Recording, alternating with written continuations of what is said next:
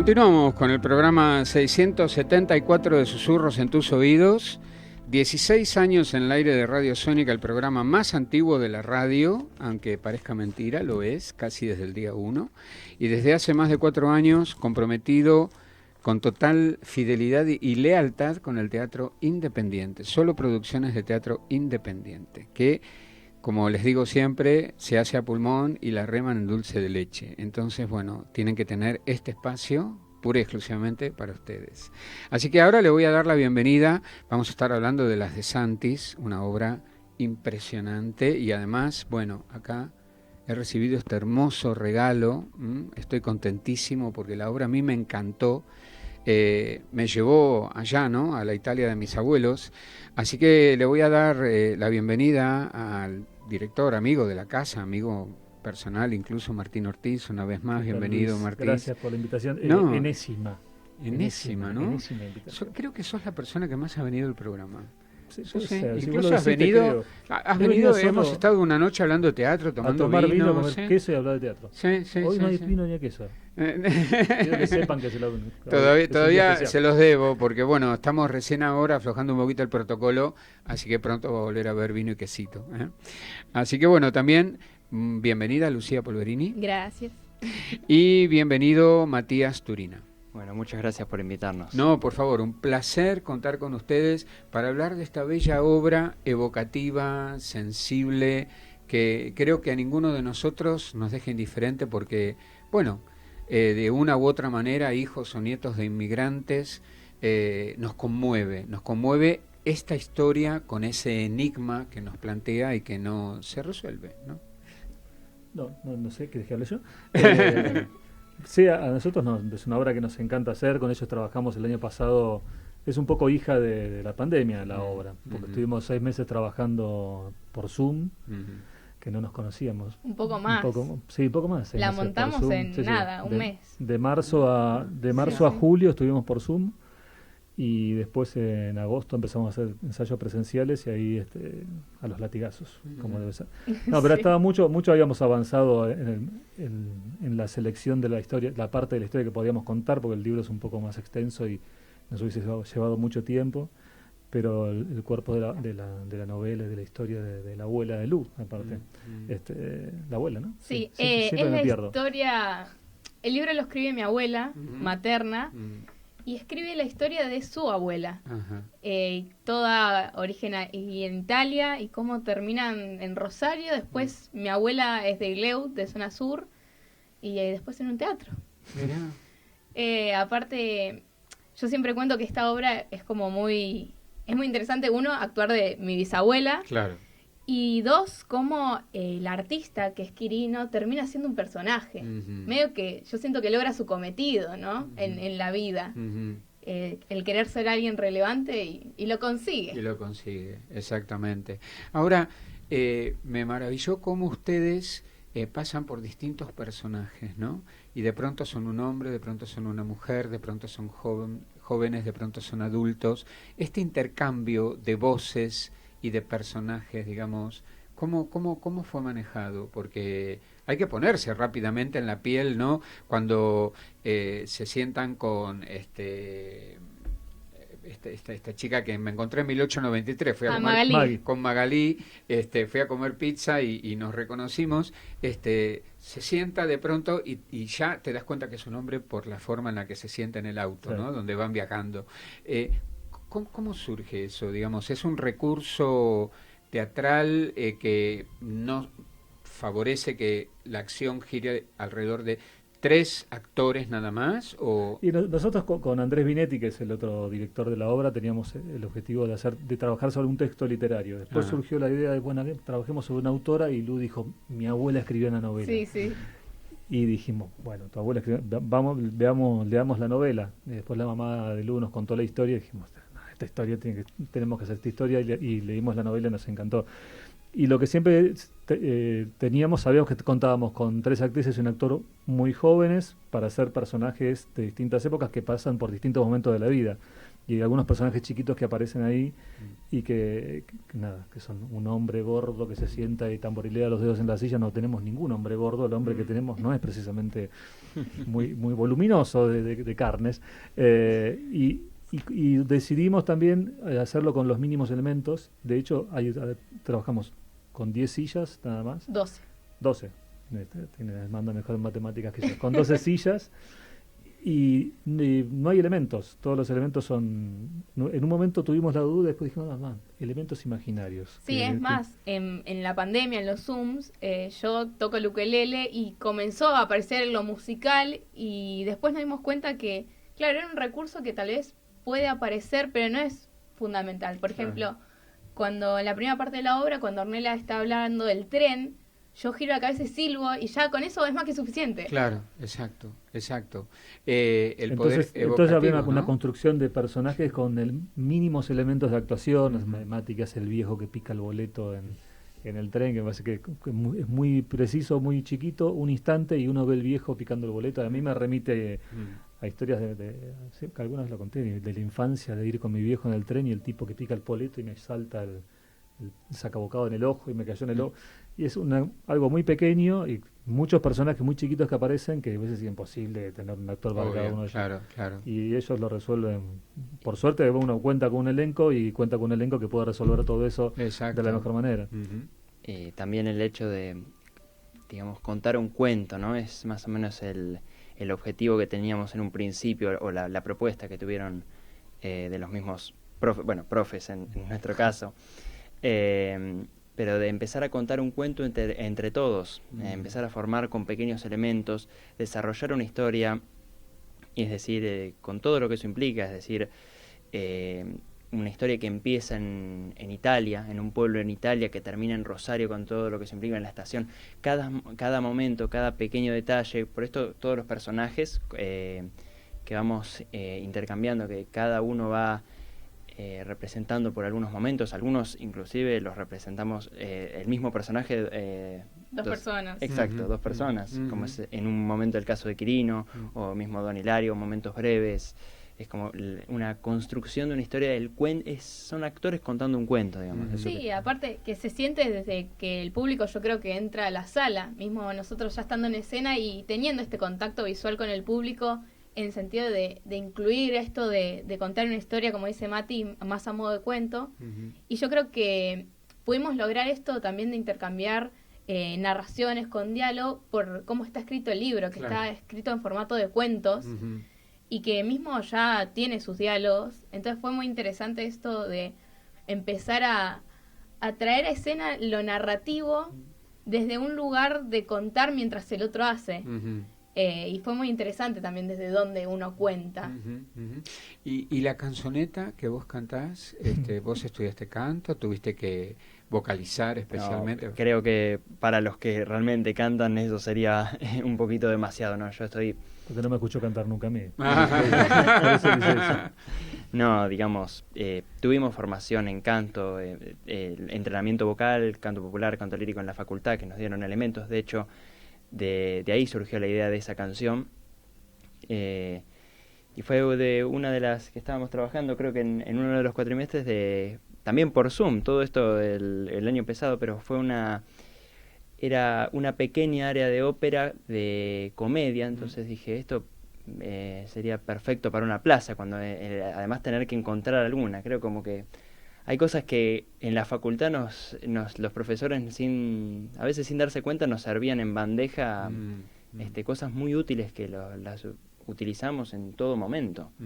Mati hace referencia mucho a la universidad, porque me parece que un contexto que está importante y está bueno referenciarlo, que el proyecto de las De Santis es un proyecto de graduación de ellos, que son es nuestra tesis. Egresados de la carrera de arte dramático de la Universidad de El Salvador. Lo cual está buenísimo saberlo, porque nosotros con Andrés siempre, dicen profesores, nosotros para nosotros siguen siendo profes, o sea, yo no ahora ya son directores, pero... Claro, nosotros siempre batallamos, digo, chicos, esto es una transición, ¿no? Y me parece que en el caso de las De Santis y en general siempre sucede así, es una transición que nosotros trabajamos con ellos, con ellas, de tal manera que el producto que logremos no sea con lo que te graduás, Claro. sino que sea un objeto artístico y que tenga un nivel profesional más allá del contexto universitario en el cual se generó. Parte de ahí, surge de ahí, pero esto terminó el año pasado y la obra continúa su viaje. De hecho, ahora me enviaron a un festival en Brasil que nos seleccionaron, pero para estar de modo virtual, así que no van a viajar. Entonces, la obra, si bien surge del contexto de la Universidad de El Salvador, va un paso más allá, y ya tiene patas propias. Tiene patas propias, tiene nivel como para estar en la programación de cualquier teatro independiente de la ciudad. Sí, y yo quería volver a esto de las sillas, ¿no? Porque Ajá. me pareció un recurso muy interesante, donde realmente, a partir de la incorporación del movimiento corporal, nosotros vemos esas sillas como un auto, como un vagón de tren, como una calle, y están colocadas con una precisión, ¿no? Esto, no sé, ¿no? Yo digo, como espectador ingenuo, digo, ¿cómo no se confunden? ¿Cómo no la ponen un poquito más adelante, un poquito más al costado? Lucía me mira como diciendo, no digas cuando nos confundimos. No, es que aparte es muy... Las sillas hay pares de colores, por ejemplo, Claro. las del tren son 4 de un color más clarito, un color más oscurito. Y sí, es una coreografía que nos tuvimos que aprender y ensayar y adaptar a las luces en ciertas ocasiones. Y es como, bueno, acordate de poner la silla de esta manera. Y yo creo que fue una de las cosas más, tal vez, complejas de los ensayos, ¿no? Ajá. Hacer esa coreografía entre todos y respetar, porque tal vez yo coloco una silla en un lugar, pero después la necesita el otro. Claro.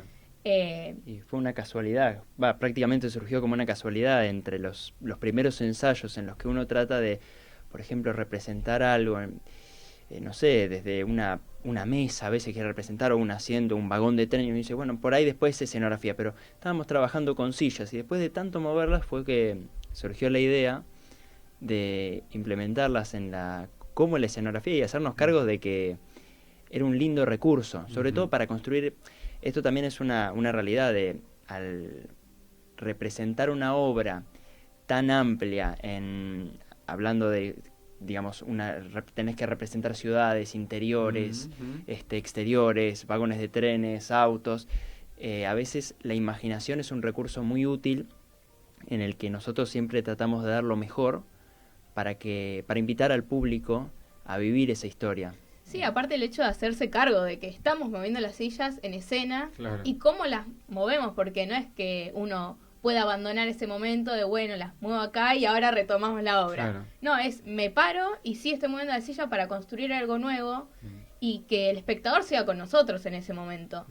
Yo creo que eso es algo muy interesante para trabajar, ¿no? De cómo el actor se tiene que hacer cargo de lo que está haciendo, y mismo si él mismo tiene que mover la escenografía.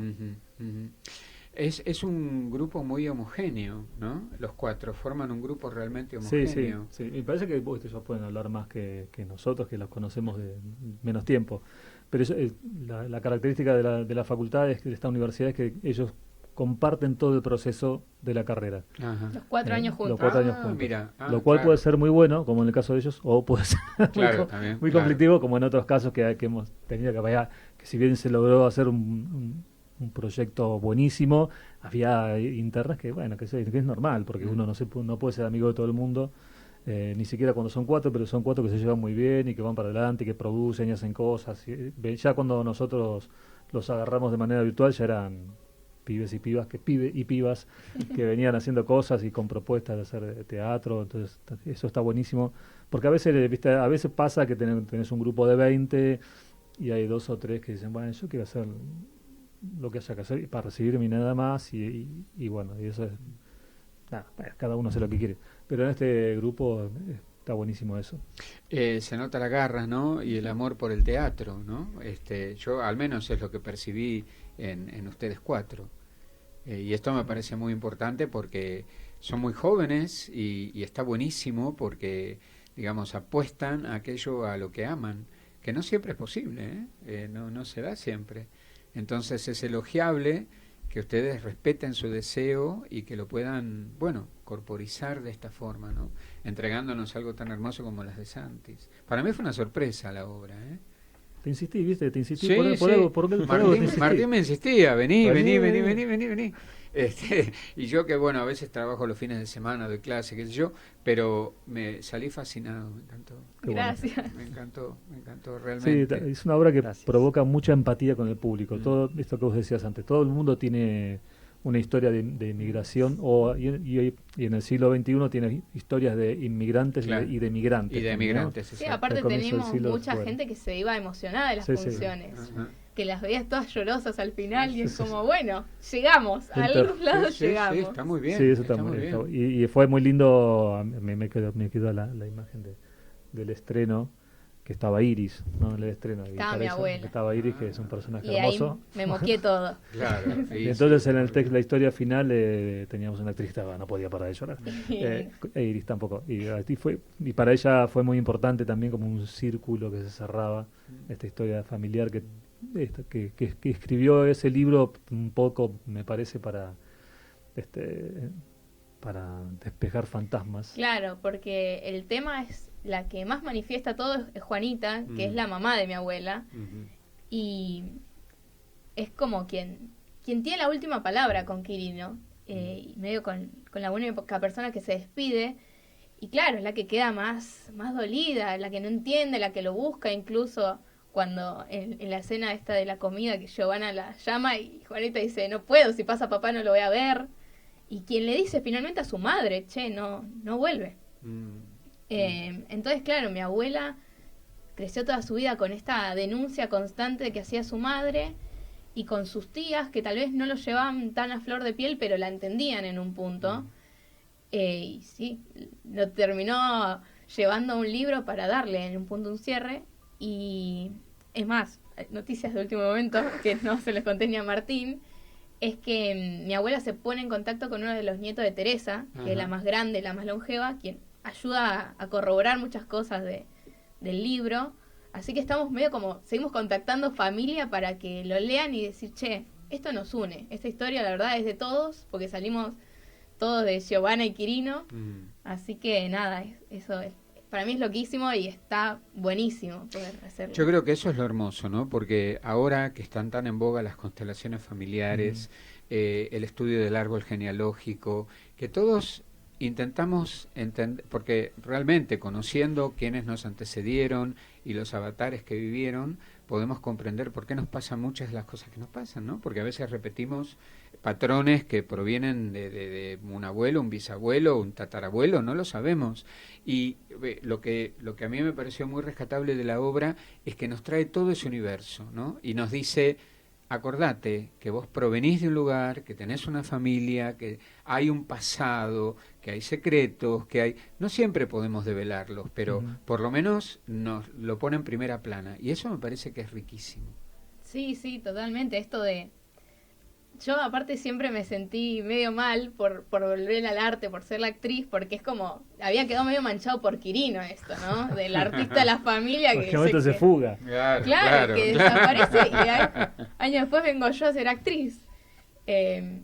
Entonces, esto de que decís vos de las constelaciones familiares, a mí me pasaba que cuando empezábamos a sacar los trapitos al sol con la obra, a mí a veces se me hacía... fuerte, pues a veces me ponía a llorar. El último texto, que es cuando lo decimos sentados, es algo que escribió mi abuela aparte de la obra. Se lo pedimos aparte para anunciarlo. Para anunciarle a cada personaje. Y yo ponerle lo de Giovanna, no me ponía a llorar cada vez que lo leía y le pedía a mis compañeros que lo lean porque a mí me pasaban cosas con eso, me movían cosas familiares, como decís vos. Claro. Las otras dos compañeras son... Ornella y Magalí, sí, también. Magalí Garmazar y Ornella Gaggiotti. Que también se lloran todos. También chicas de llorarse todos. Sí. Me parece que la obra, así como conmueve conmueve mucho a los espectadores, también los conmovió, los movilizó mucho a ellos. Y eso me parece que eso está buenísimo cuando uno hace... que no fue solamente... que todo el equipo se apropió de la historia de la historia de Lu, porque de alguna manera habla de nuestra situación. Tendría que hacer alguna obra parecida a esta, con estas historias que uno no conoce o que yo me enteré de grande, familiares que me enteré que tenían una noticia de una cosa y en realidad era otra. totalmente distinta, muy loco. Entonces, y después ahí empezaste, ahora entiendo millones de cosas. Y me parece que esta obra nos sirvió mucho a todos. Está buenísima. Desde ya que sí, yo les digo, yo hace años, cuando yo hice mi primer muestra de cuadros, porque también yo pinto, la hice cerca del pueblo donde nació mi abuela paterna, ¿no?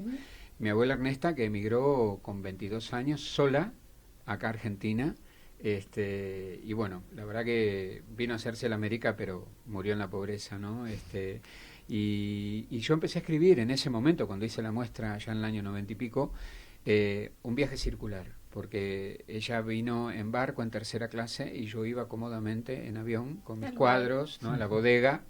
Y en la historia, muchas de las cosas que me contó mi abuela, ya muy mayor, alrededor del brasero, ¿no? Porque había brasero en esa época, no sé, no morimos de casualidad, ¿viste? Porque después el resto la ensoñé, la fantaseé, ¿no? Y entonces le creé una poética de alguna forma. Por eso me resonó tanto, ¿no? Porque digo, qué bueno que una obra nos conecte con nuestra esencia, ¿no? Y con nuestros antepasados y nos ayude a rescatar, cada uno a su manera, aquello que quedó sin decir, sin compartir, sin vivir, ¿no? Sí, como cada uno, claro, Lula vive en primera persona y eso es un privilegio también, algo que creo que le envidiamos todos, al menos yo como actor, digamos, decir, wow, interpretar algo de tu propia familia, es decir, elaborar un personaje, crear un personaje y tener que